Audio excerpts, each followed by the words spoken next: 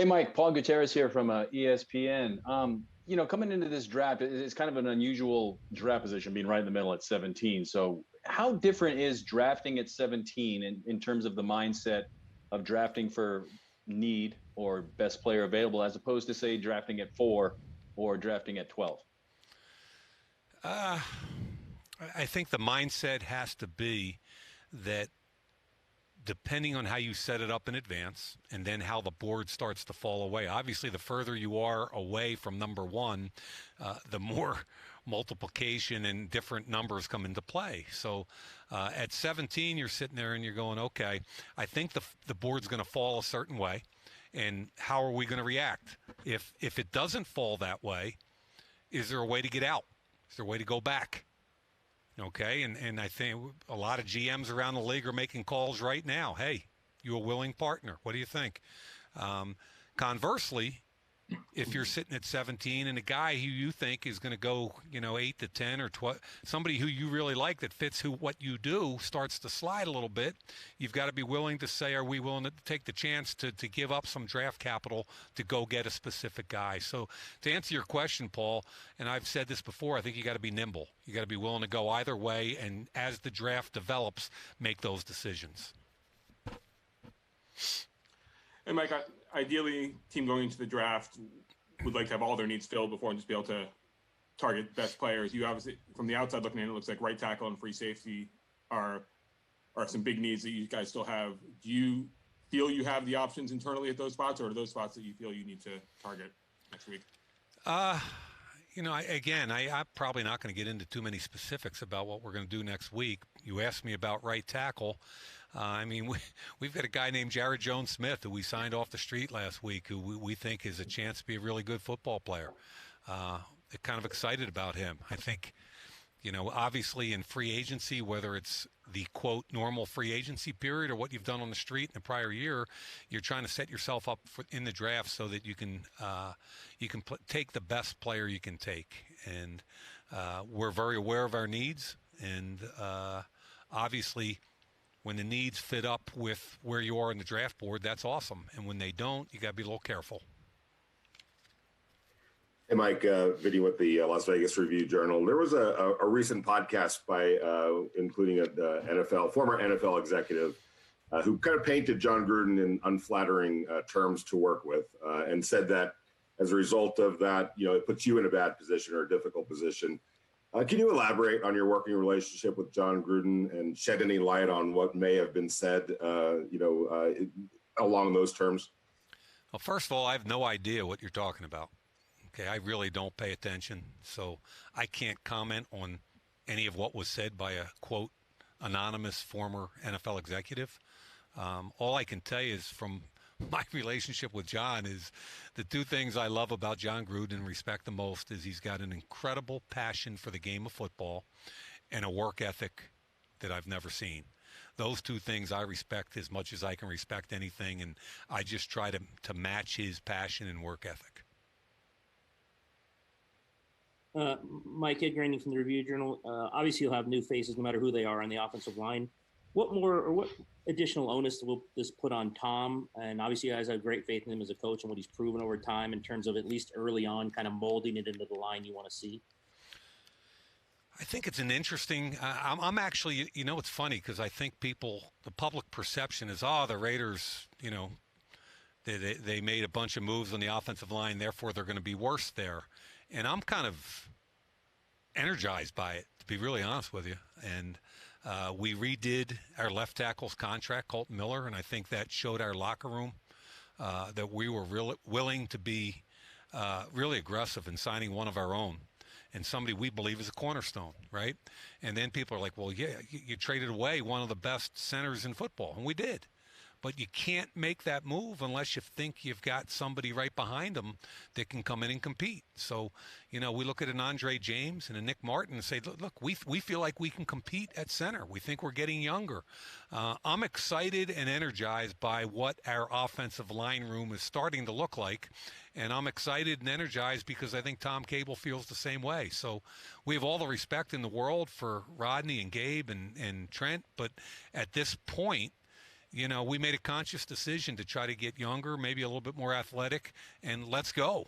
And I can't wait to see how we react. Hi, I'm Mike, Levi Damon from USA Today. Last year in the draft, because of the way the offseason went, you had said that was the reason why you wanted to have all your picks in the first 4 rounds, and you were able to do that. Well, it's looking like this offseason might be kind of similar. Do you feel any differently? You have 3 picks past the 4th round. Do you feel any differently this year about this draft in that regard? It's an interesting question because it was a little bit of a different year. The positive is that at least we got to go to pro days. And sometimes that sounds trivial, but it's not to me. I went to a bunch of them. I like to see guys move. I like to feel them. I want to feel a guy coming off the line of scrimmage. I want to feel a quarterback throw. Unfortunately, we didn't get a chance to sit and meet with the kids, which I think is the biggest downside to the whole thing. So that part is different than last year. At least we were out on the road. We got to speak to a whole bunch of college coaches. I enjoyed that. We still had to do some Zoom meetings this year. I don't like that. Even though we get a lot of information and we got after it, it's not the same as sitting down with a kid, having dinner with them, having lunch with them, watching tape with them. It's a little different conversation. So that's kind of a long way of saying that I think we didn't have a combine, so we don't have medical so there's compare and contrast between last year and this year, some positives, some negatives. The medical's really hard. We're still scrambling on medical right now, as is every team in the league. So to answer your question, I think we're going to have some sort of off-season program, and therefore I'll feel better about getting the kids in our building rather than them being at home Zooming. So that gives you a little bit more latitude, I think, in the draft. But again, it's been a crazy 2 drafts. That's all I can tell you. Hey, Mike, do you think you need a free safety? And also, what are your thoughts on this free safety class in this draft? I thought Jeff Heath did a good job last year. Jeff's been in the league several years. We're always looking for competition. I think the free safety position in the draft this year, I think there's some good players through the first 3 or 4 rounds. And then after that, I think you got to target some guys that might be corners, might be nickels, be a little bit creative. But, we've grinded this whole defensive back class pretty hard, just like every other position. Hey, Mike, Jerry McDonald, after every draft, you and John are pretty adamant about, we want the guys that love football, the guys that are really into it. So how are you going to deal with opt-outs? The guys that didn't play in the last year, and what do you want to find out about those guys? We've had some pretty lively conversations about that, and I think the right perspective is, look, every kid is a different case, okay? So the way I look at it is, for instance, if you played in the Pac-12 or the Big Ten, your conference basically opted out on you, okay? And a bunch of kids had to make decisions at that point as to whether or not they were going to hire agents and go work out for the draft. And a bunch of them did. And had they come back once the Pac-10 and Big 12, or Big 10 and Pac-12, once they said, oh, yeah, we're going to have a season, they weren't even sure how many games they were going to get to play. And if they came back, then you're looking at having to pay back an agent who might have gotten you a car or set you up at your workout clinic. It's a lot deeper question. We sat down with kids on Zoom and asked that question to every single one of them. And some of them talked about their parents and having relatives that died from COVID and having to go home and take care of family. So do I think some of them may have used it as an excuse to get out of football and go train? Sure. But at the end of the day, it's really hard to figure out which ones. And that's why you got to really just continue to drill down on the kid, what his play demeanor is, what his coaches think about him, all your different sources, because it's really a can of worms, and I think every team will look at those opt-outs a little bit differently. Hey, Mike, Ross DiMattei here from Channel 13 in town. A lot of reporting lately that the Raiders and MGM want Allegiant Stadium at 100% capacity for the home opener. What excites you most about that idea, and what concerns, if any, do you have about fan and player safety as it relates to 100% capacity? We were 2-6 at home last year. We were 6-2 on the road last year. So getting fans in those stands are pretty important to us. We want to turn that stadium into a home field advantage. I can't speak for player safety, fan safety. That's for all the government officials and the NFL officials. All I know as somebody with a vested interest in getting out there in an exciting, filled arena, we can't friggin' wait. That place needs to rock, and it needs to be a home field advantage. Mike, you guys have hit it big with FCS guys such as Brandon Parker and Max Crosby. Would you say it's a little harder to really go after these smaller school guys in this offseason, or you just kind of have the same mentality in being able to know as much about these guys from these smaller schools as possible? Yeah. Information is king in any draft, and it's gotten harder and harder to collect the appropriate information the last 2 years. I mean, that's it in a nutshell, right? That's what these last two drafts have been about, collecting the proper information, and there have been different challenges. So if we feel good about a small school kid and collecting the information, watching the tape, heck, let's go, let's roll. But it really is difficult. And for instance, forget FCS just for a second, or small school, big school. You know, it's just, what about the guys that for whatever reason haven't played since 19, big school or little school? Now you go back and watch 19 tape. Now, some of those guys have been out training for a year to get ready for their pro day or combine, and now guys are lighting up pro day numbers left and right. How legit are those numbers? How do you feel about the medical, which is still trickling in each day? We just started getting medical a few days ago. Usually we get it right after the combine. So I'm literally finishing up draft meetings this week, and we don't even have medical grades on a bunch of guys that we can trust. So, you know, we're digging hard on medical, and I think it's a great question, and I think the answer is every case is an individual one. Big school, little school. It's just how confident are we in the information that's been collected? Hey, Mike, obviously there's a new defensive voice in the building, Gus Bradley and his staff through free agency and now the draft process. How is his presence being felt, and what's the relationship with those the new guys? Yeah, I mean, I've known Gus for 20 years, I think. And what's cool about Gus is he's got a way about him that's inclusive. And by that I mean whether it's the players, the fellow coaches, the scouts, he's all in. And he's trying to help you make your job better.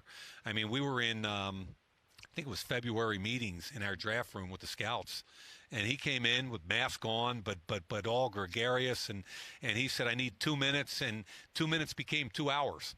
We sat in there and picked his brain for 2 hours when he just came in to kind of just say, hey, you guys got anything for me? Can I help you? 2 hours later, it was like, oh, my God, he's got to get to a meeting. And that happens every day with Gus. Just a very outgoing, infectious guy that wants to – he's one of those people that connects other people, if that makes any sense. And I think that's an awesome attribute for a coordinator.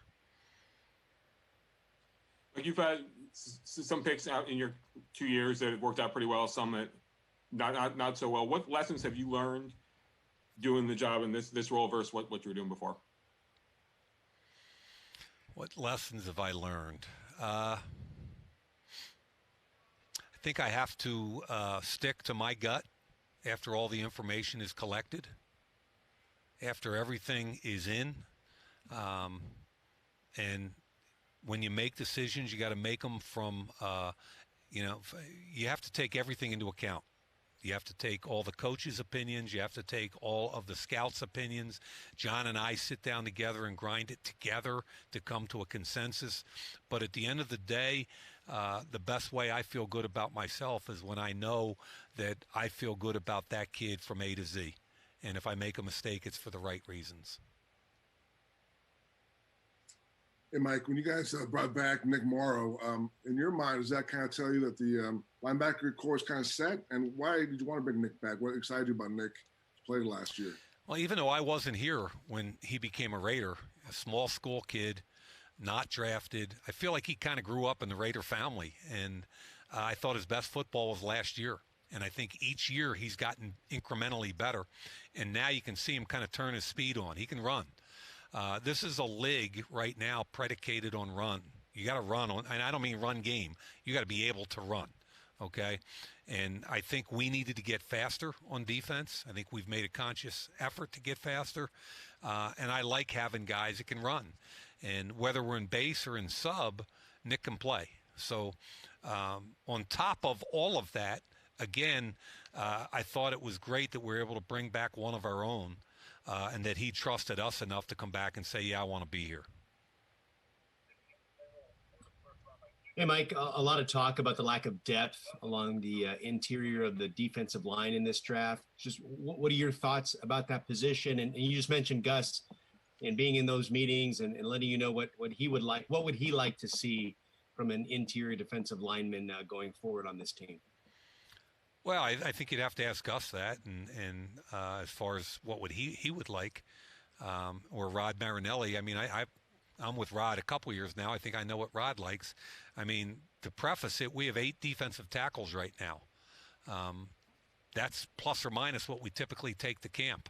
We've had a lot of movement there on the defensive tackle front, and we think there's some talented guys. Now, we obviously need a couple guys to hit. You know, Solomon Thomas is a former first-round pick, still young. We're excited about him. I mean, we're excited about each of those guys for different reasons. We've got 3 techniques, 3 noses. We've got, I believe, more talent in there than we've had before. Now we've just got to convert it to production. As far as outside on the defensive line, obviously Ngakoue was a big deal for us, and he gives us a little bit of a different presence than we've had before. With Max coming back healthy, you know, Klee had one of his best games against the Jets, and then he got hurt. We need to get these guys healthy and keep them healthy. And, you know, we look at the last 2 years, we need to finish, 6-4 and 6-3. No excuse. We got to finish. So it's depth, it's staying healthy, and hopefully this draft is going to help us get there. Mike, Adam Hill, Review Journal. You talked about some of the medicals being slow to trickle in and still trying to do all the due diligence there, and then the not being able to, sit down and have a meal and a close conversation with guys. Sometimes yellow flags check out and you're like, okay, we're not concerned anymore. And sometimes they become red flags. Does that whole thing make it more difficult to look at a guy that might have some questions and really invest in him, not having that opportunity to be around him? It does. I'm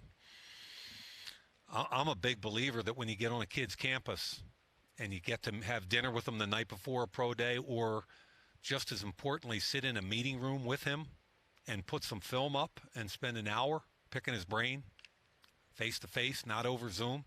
On top of that, the 30 visits. We haven't had a 30 visit since 2019.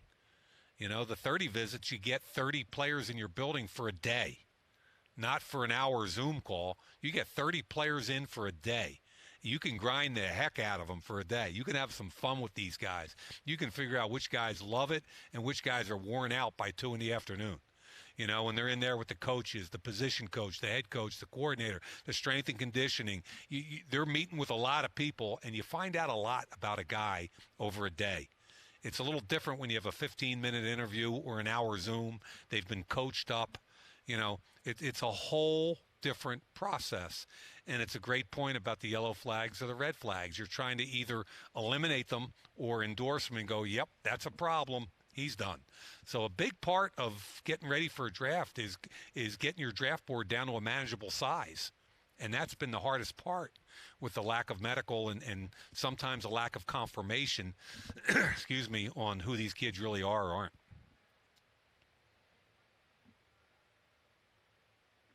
Mike, you had mentioned Henry Ruggs and Damon Arnette as guys that you wanted to see from the physical standpoint get stronger and all of those things that need to happen between year 1 and year 2.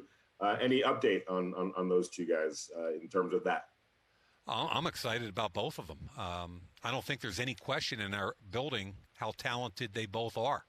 Henry's got to get stronger. Damon's got to get stronger. They're both spending an awful lot of time this offseason, both with the strength and also the conditioning aspects. In my mind, we're going to see different guys. And I made a comment a couple of months ago about Ruggs and about that whole class last year needing to step it up this year. And I still believe that. And from Ruggs' perspective, I mean, the sky's the limit for this kid. We knew exactly what he was. And that's who he is. We had no surprises last year in Ruggs. Now he needs to take it to the level 2 now, the next level up. Stronger, better route runner, finish, get both feet down, all those things, and we think he will. Same thing with Ornette, up and down year, injured, COVID, all kinds of different issues. We need consistency and effort, and I'm a big believer in both those kids. I'm really excited to see them play this year. Okay, thank you, Mike. Thank you, everyone. Have a great day. Stay safe.